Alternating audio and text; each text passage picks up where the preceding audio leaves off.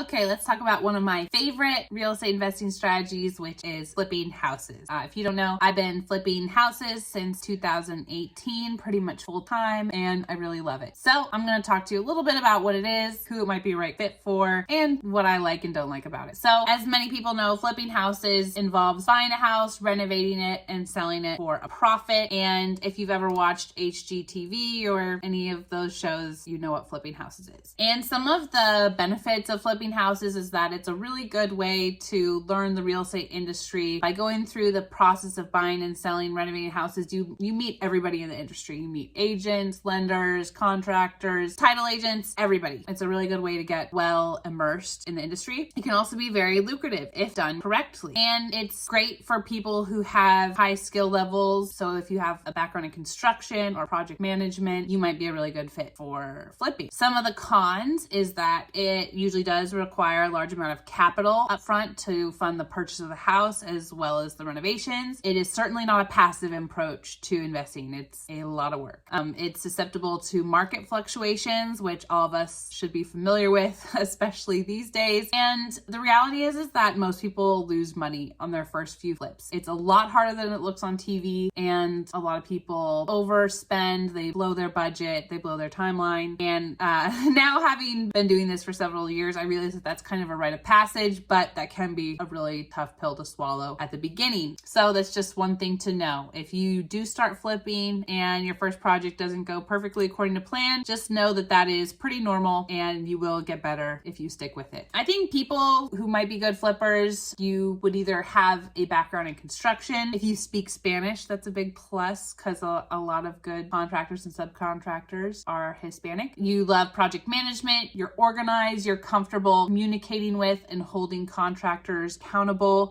This is something that did come naturally to me after 10 years in the Marine Corps. You have a significant amount of capital to bring to the project, or you have access to a lot of capital, and you have a lot of time to dedicate to managing your projects. So if that sounds good to you, then flipping might be a great option for you. I do personally love it. I find it to be fun. I find it to be challenging, a great way to express creativity. I love seeing the transformation from the before to the after, so I find it rewarding. But a lot of people hate it. Some people hate dealing with contractors.